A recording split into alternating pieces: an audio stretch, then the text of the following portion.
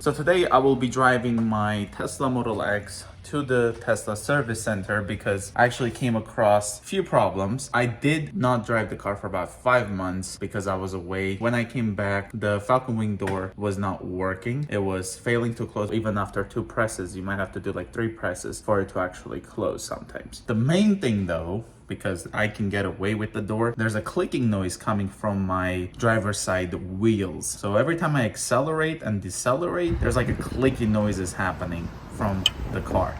Could be from the axle, it could be from the rotors. I have no idea what it is. So that's the main concern. I had an appointment booked last week. They delayed it because there was a parts delay or something like that. They think they know what part the problem is. And yeah, they didn't even see the car for that specific reason. They did delay the appointment to today. Let's get in the car, drive to Tesla, and see if they have a loaner for me or if they're gonna try to give me Uber credits. That click right there was the noise I'm talking about. It's the next day, but pretty much what happened was whenever I went to Tesla yesterday, I met with the manager and I also went on a test drive with one of the Tesla employees. And during the test drive, they heard the issues that I was complaining about, where there was the clicking noise, that it was completely there. But the falcon wing door failed to show its problem where it always fails to close. So that pretty much we couldn't really replicate. The day before, it was constantly failing to close. When I asked them how long it's going to take, they did say, I'm afraid, Arsen, it's not going to be done today.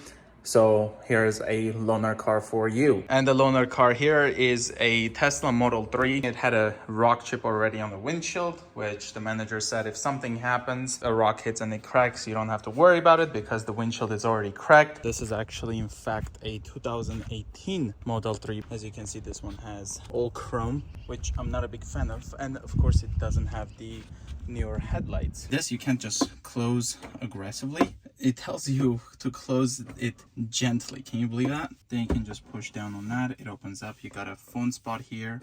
You can open this up and probably even run the cables underneath it. Now I did put a Tesla USB drive here so that I can record using the Tesla dash cam whenever I'm driving. But since this is a loaner car, it seems like it's only recording whenever I'm parked because I can enable Sentry mode. Even though the dash cam is all on, I can format the drive, for example. That is not going to do anything. Me and my wife went on a trip yesterday since we had that plan for today. Had to switch plans, let's say, because today I had to keep open so I can go and pick up the car. Pretty much none of the trips was recorded. It was only the Sentry mode. So anytime we parked to supercharge and stuff, that was the only things that was recorded. So I guess this being a loaner car, it's not really going to be doing that. Privacy thing, I don't know. But yeah, we're going to unplug my cables here.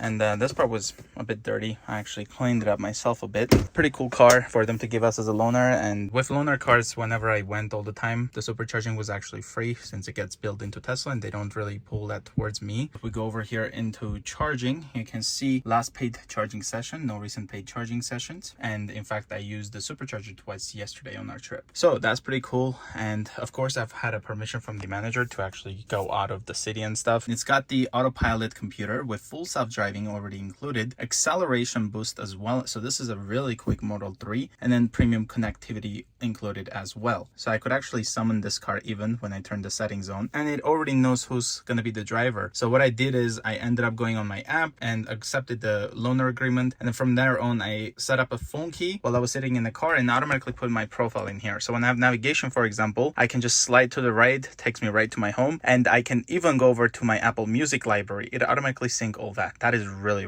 cool. Seats and mirrors also, I believe, was all adjusted, which is awesome. And I don't know if it was using my previous Model 3 settings. Now it's time to head to the Tesla service center, and at the time they're actually closed. They close at 5, and we're gonna do a after hours drop off for this car. So if you're looking for a Model 3, consider even a 2018 because there's almost no difference. Just arrived to the service Calgary here for Tesla. Now gonna go with the drop-off process.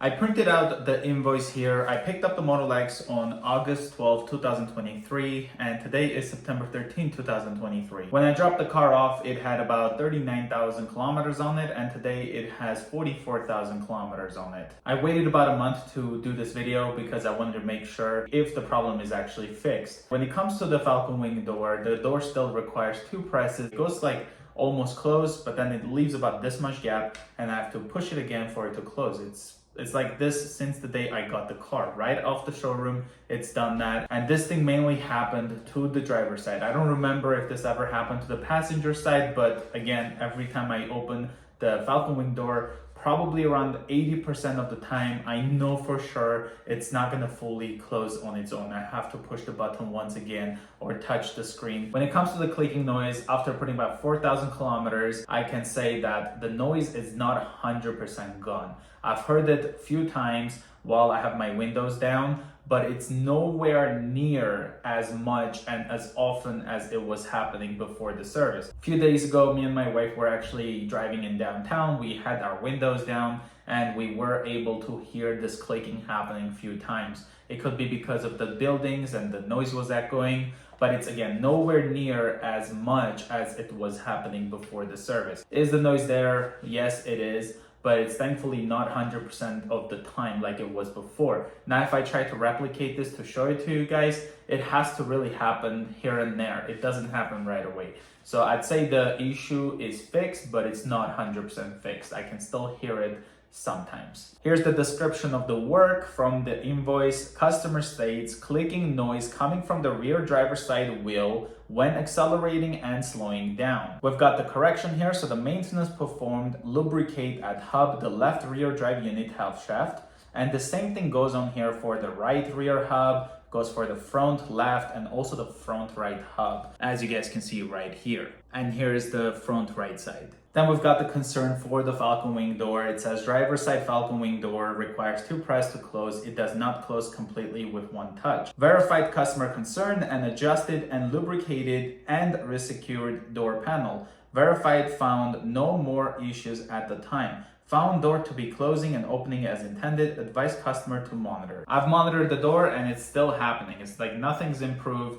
It's 80% of the time I know this door is not going to close when I touch that button. I know it's going to go down about 2 inches left to close, then I have to press the button again. It's going to fail to close.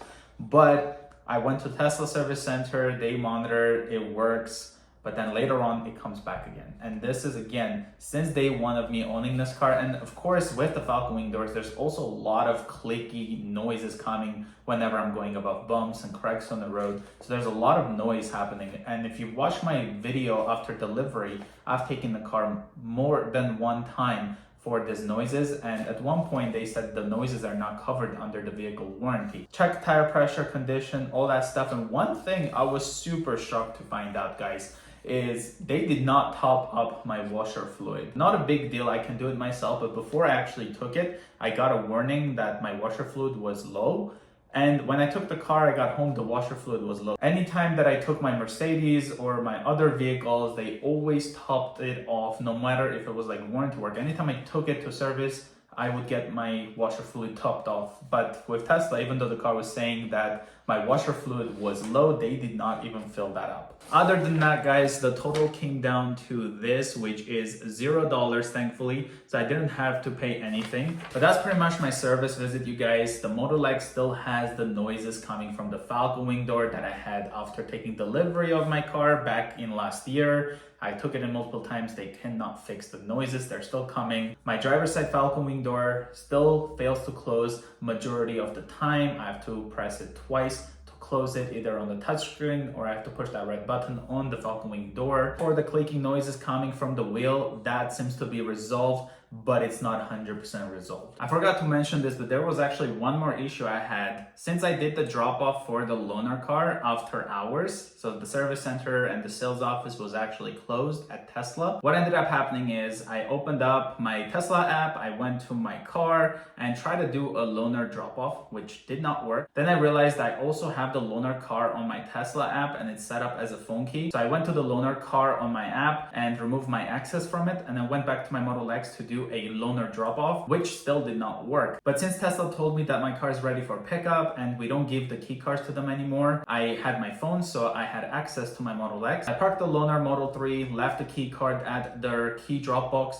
and then I ended up getting into my Model X And here was the problem. I get home, I have no access to my app because Tesla did not mark my vehicle completed. So I could not really control my car. It was constantly telling me to mark the loaner car drop off, which I could not do. So I sent a message to Tesla saying, please also mark my vehicle picked up since it still shows in service mode on the app. The blue begin pickup is blurred out, so I could not click on it to proceed. Tesla responded to me the next afternoon saying, we apologize for that, Arsen. Vehicle is now marked delivered. Then I was able to get access to my own vehicle settings and all that stuff. So keep that in mind that this might happen to you when you're doing a off hours drop off of a loaner car and then picking up your car, because what happens is now you have your car with you, the app will show that your car is in service mode, so you won't have access to almost nothing. You can drive your car, no problem, but you won't be able to really access the features of the app. So I hope you find this video helpful. If you guys have issues with your Model X similar to mine, let me know in the comments below, and I will see you guys in the next one.